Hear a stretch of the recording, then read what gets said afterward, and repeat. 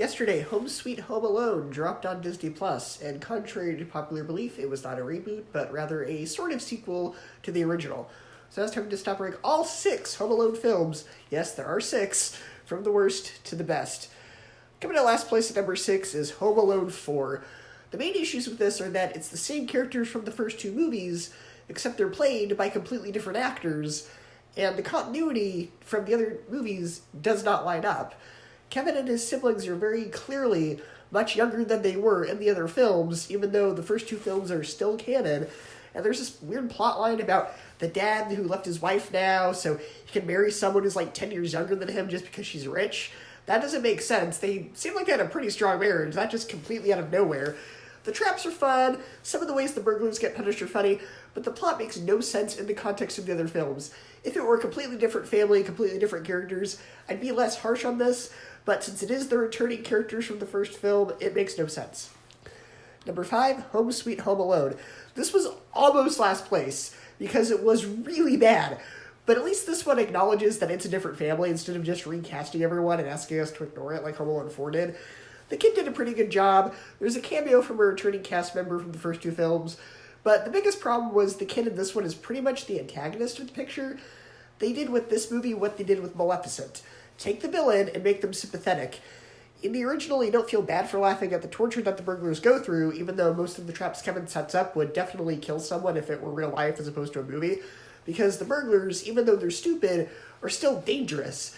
There are still scenes in the original that make you feel like Kevin is in danger and could be murdered by them, so you don't really feel bad for them. You get a sense of schadenfreude, but with this one, the burglars are the ones who are wronged by the kid, who is not named Kevin, his name is Max, and what they do with the burglars at the end, how their story is resolved, just had me face-palming because it was so stupid. The film also thinks that it acknowledges how lazy it is and does this sort of meta-humor thing where it acknowledges that it's a movie that nobody wanted, that we'll forgive it, but it just makes it feel even lazier. It's like, we didn't even try on this one. Number 4, Home Alone, The Holiday Heist. This is a cheap movie, but it's still very watchable, though. You have to suspend your disbelief with a lot of it since it was released in 2012, so there is a lot of modern tech, and some ways it's used are a bit far-fetched, but there's this fun plot line about the kid being helped by someone he met through an online game. Some of the traps are fun.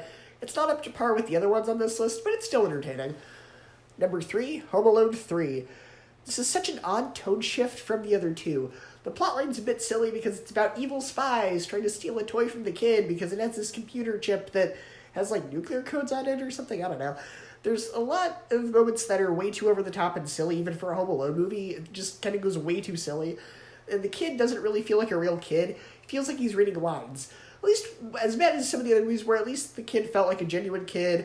They were precocious. This one just feels like he's too cute. It's like, aren't I just precious? And it just feels like he's reading lines from a script. It doesn't feel like he's saying anything naturally.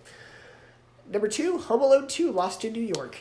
This is just the first one again, the same story beats as the first one, different setting, but it has Tim Curry, so it has that going for it.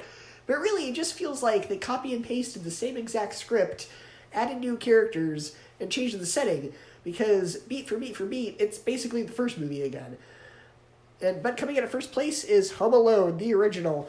There's a reason that this is a classic. It's every kid's fantasy of what they would do if they were left alone for a day. The slapstick is well done, the kid's very likable, the comedy is perfectly timed and on point, it has a lot of heart, the main character's arc is well written, every kid loves this movie, there's a reason it has lasted the test of time over 30 years later, so it comes in at number 1. So go ahead and share your ranking of the Home Alone movies that you've seen, and I will see you next time.